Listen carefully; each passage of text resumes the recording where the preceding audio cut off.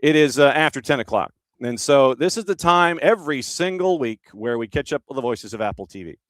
And we find out what's going on in their brain, how they prepare for matches, what their matchup is, what the matchup was before, and what their matchup is now. And for this, we catch up with our friend Evan Weston, who is no stranger to the morning show. He has been here before. He has survived the Inquisitions Friday mornings at 10 o'clock. No one can survive the Spanish Inquisition, but you can survive the SDH Inquisition as we go. Evan, good to see you, my friend. What's the word? Love to hear a little Monty Python in the morning. Nothing wrong with that. So are you properly caffeinated? Are you good hydrated? Because we believe in safe guesting here. I've got my second coffee of the morning here with me. Okay. And what's the mug, by the way? We need to know. We've got, my wife and I collect these Starbucks mugs. So this is a New York one, but wherever we go, we like to get one. Understood. I'm down with OPP. You know me. All right. Last week, here in Atlanta, the fans here in this particular section of the Southeast, they refer to that team playing in Central Florida as the Purple Team. I don't know if the O word can be used in this particular footprint by fans of Atlanta United. So you had the Purple Team and Red Bulls last week, yes? I did, yes. And I believe that a young gentleman by the name of Dax McCarty was with you in the booth. Is this correct? He was. It was not his first game ever, but his first game for Apple TV. All right, so lay it on me. How was Dax standing or sitting next to you in the booth? What was it like being paired with Mr. McCarty? Oh, he's a natural, man. He is made for this. Defensive midfielders make the best announcers because it's for the same reason they make the best coaches. They see the game from such a unique vantage point where they have to be aware of everything. What's going on behind them, what's going on in front of them, what's going on around them. They are the metronome. And so Dax, just based on the way he played, the people he played with, and you can tell there's a real passion for this league in him. He never left MLS. This was his home his entire professional career. And he's seen the league go from near insolvency when he came into the league to what it is now. And I know he wants to be a big part of that. And so it was great to work with him. We'll be on every other week together this year. I'm in a bit of a unique arrangement where I'm working with the studio talent on and off. So this week I'll be in San Diego with Sasha Kleston. Who'll be doing his first game since 2023.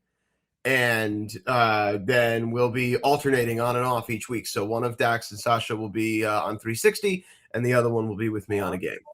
Okay. I see how this works. When it comes to partners, and since you've opened this door about the alternating partners that you have this week, when it comes to a fresh face in the booth with you versus someone that you've been with, like when your time is there in Central Florida and you knew literally what the other person was thinking and you had, Vulcan mind meld and it wasn't a problem of figuring out where they were going to go. How much of a challenge is it for you with a new partner and trying to gauge, okay, I know they're going to do this. They know I'm going to go here. How much of a challenge is that? It happens. You have to figure out each other's cadences, right? So I'm trying to see where they like to, insert themselves, how long they tend to go. Obviously, they're very insightful. I want to let them go. My job is to spotlight them. They are the expert. I want them to be the voice of the show.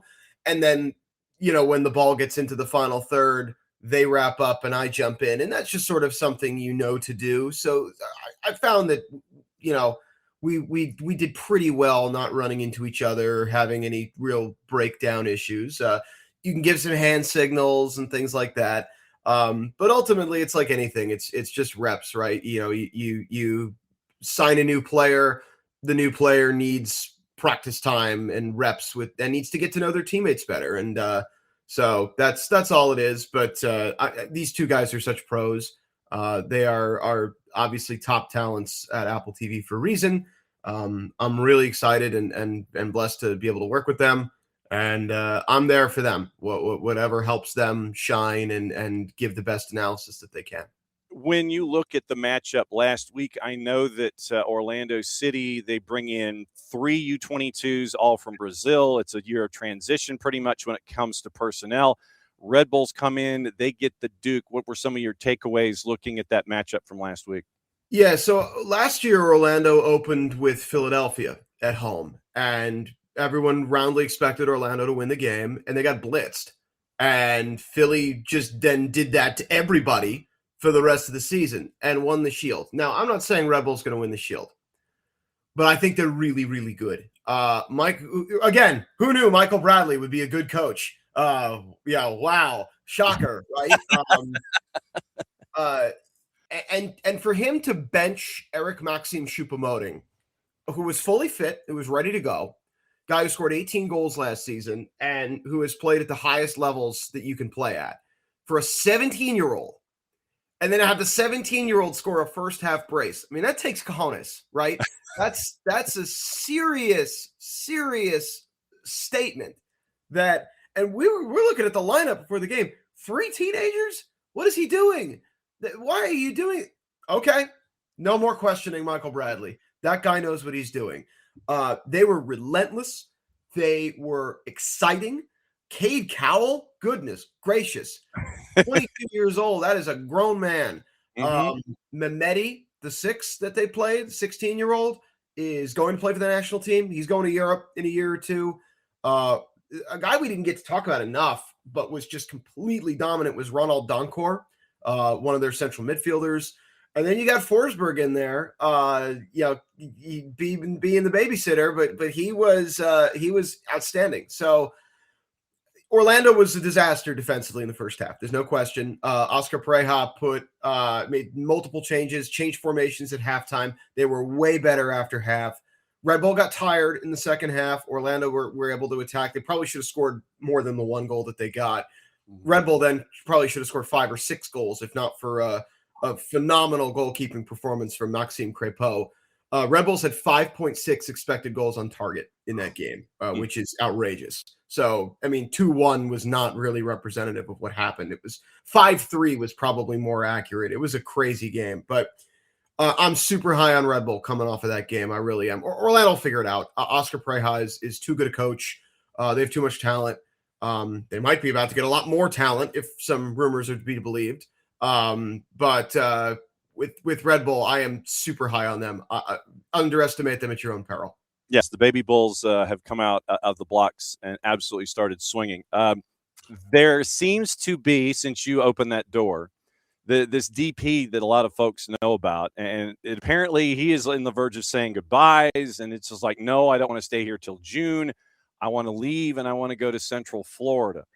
What do you think having that kind of an individual will do to that offense and to that locker room if it does come to pass? Yeah, so we're talking about Antoine Griezmann, who Tom Bogert reported on Monday is in advanced talks to join Orlando City, which, took a lot of people by surprise. Not that he would want to come to MLS, but the specific club.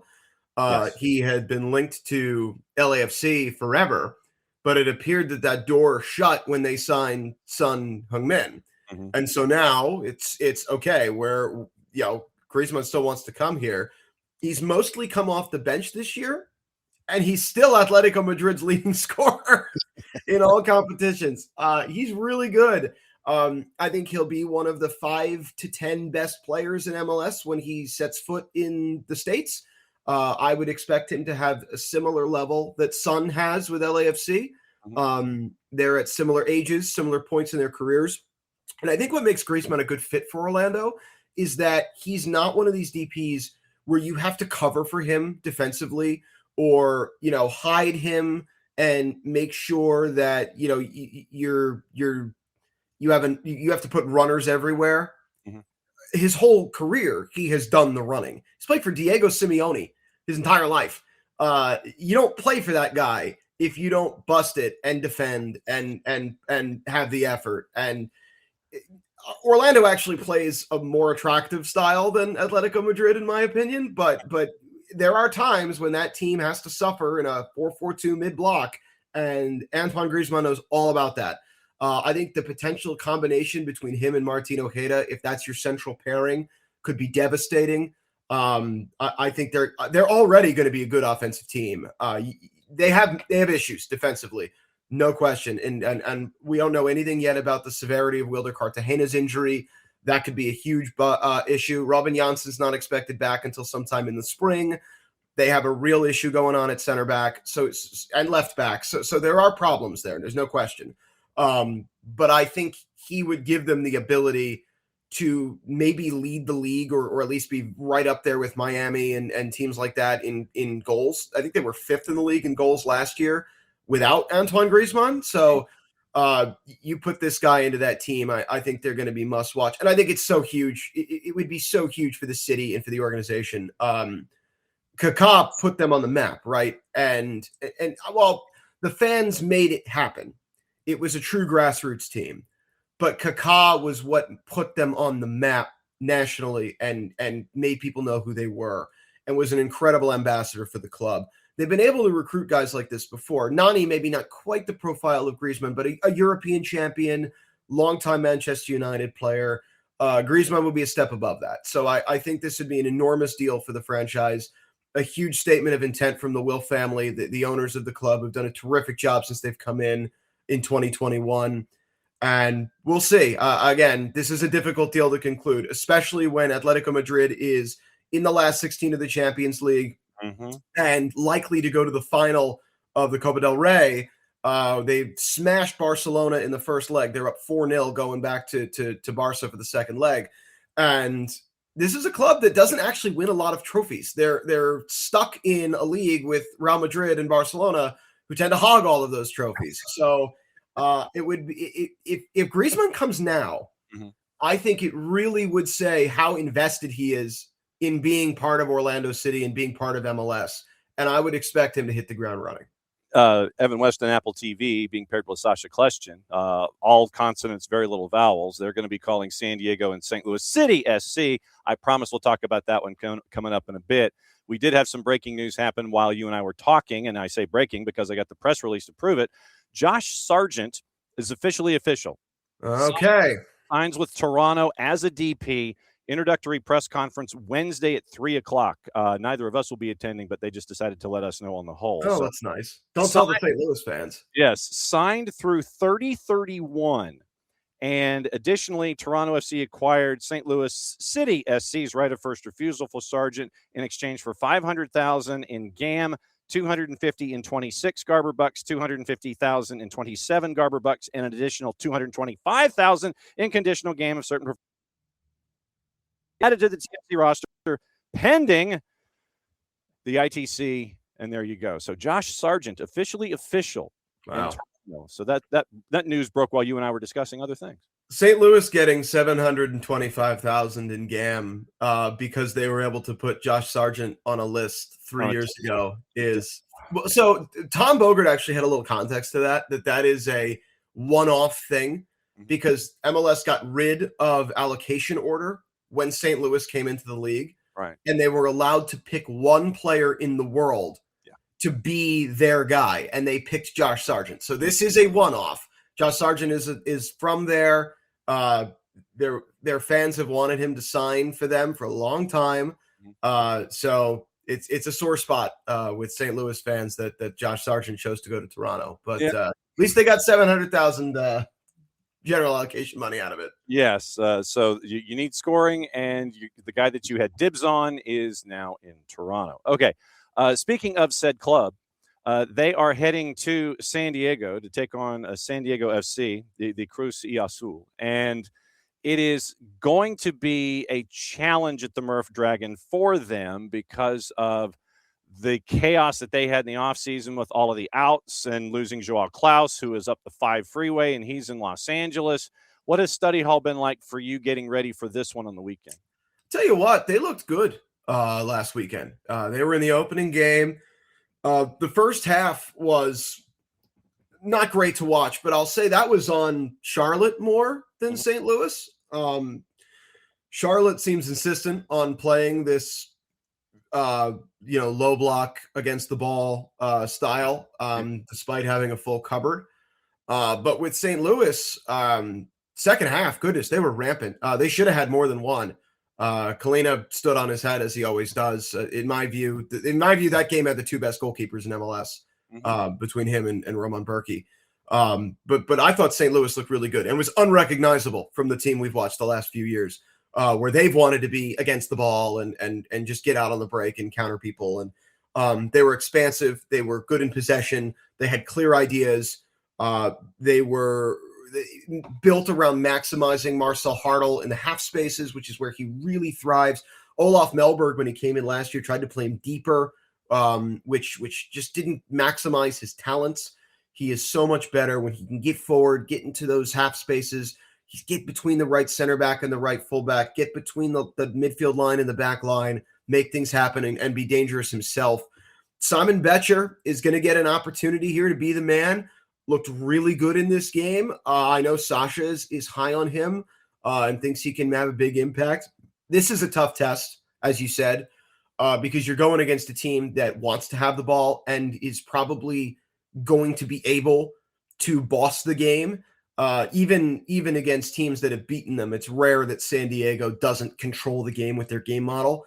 And I don't think St. Louis is going to go in there and sit back and let San Diego knock the ball around. I think they're going to try and press them, and we'll see how well that goes. I get to talk to the coaches a little bit later today, but I'm bullish on St. Louis's long-term outlook. I think they've got a sporting director in Corey Ray who did a lot with a little in Montreal, and will have more resources here to build the team in his vision. I think he got the coach right. Yoann Dame, a lot of those Wilfried Nancy principles, same formation, you keep the ball, patterns of play, get the wide center backs involved in possession. There's a lot of good stuff there. So I like St. Louis long-term. Short-term, San Diego looks like a juggernaut. They have one DP in Anders Dreyer, though Jeppe Tverskov is as good as a DP. So they do have that. And then they have a bunch of guys that are either young Americans or cast-offs from other organizations, but they had a skill that Tyler Heaps and Mikey Veras identified as being useful to their system. And I think the alignment that organization has had from day one, from top to bottom, has been unbelievably impressive for them to create this team, not spending a ton of money, really. I mean, their most expensive player is not part of the plans right now in Chucky Lozano, and they still look completely unfazed. You get a guy in Manu Dua out of UC Santa Barbara who's probably going to be an 8-figure sale to Europe at some point in the next 12 months. Chris McVeigh got cast off by DC United, is now one of the best center backs in MLS, and is indispensable to that team.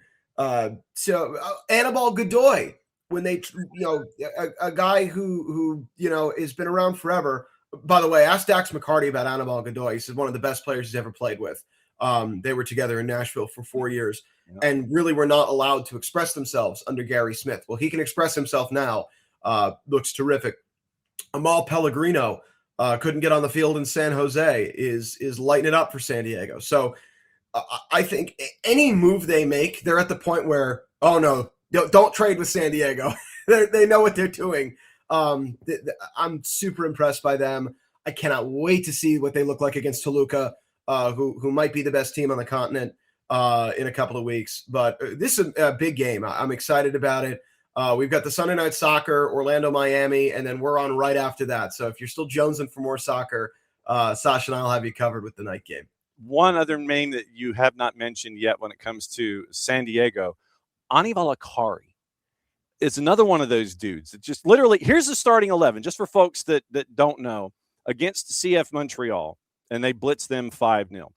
Dylan Ferree in net, back four, Sargent, Manu Dua, Chris McVeigh, and Luca Bombino, who was by the way, that's Kieran Sargent, who no one had ever heard of before last week. He was awesome. Luca Bombino's a left back. He played right back and was awesome. And Kieran Sargent may not necessarily have been a household name in his own household until last week.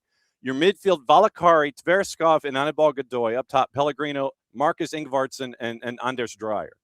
that is some dudes that you're like, you've got to be a true fantasy sicko at points to know who these dudes were coming into Major League Soccer. And you see Mikey Veras and Tyler Heaps with a game plan. They piece it together. You see this group, and good luck trying to catch them on most days. This sport is all about chemistry and fit and alignment, right? If you are all pulling the same way and you have guys that can execute your vision, you're going to be good. And what I love about MLS is that there are so many different tactical ideas and styles. There's so many different profiles of players. We're the most diverse league in the world. We have players from all over the world. You watch the Premier League, 18 of the 20 teams are playing some version of sit in the low block and play for set pieces. Yeah. It's unwatchable. You watch anybody but Manchester City and Liverpool, and that's what you're getting. And Liverpool aren't very good. So it's rough. And you watch MLS, it's exciting, it's diverse, it's wide open. I mean, goodness gracious, the game I did last weekend had 7 expected goals in it. It was great goalkeeping, great individual play. San Diego is must watch to me, and I think St. Louis is going to creep up those Apple TV watch rankings this year. They are going to be a lot more fun. People are going to be excited about them. So it's a heck of a job that San Diego has done. I think St. Louis is trying to emulate it. They're in the very beginning stages of that, right? It's going to take a few more windows for them to get where they want to go, but you're seeing that alignment come together there.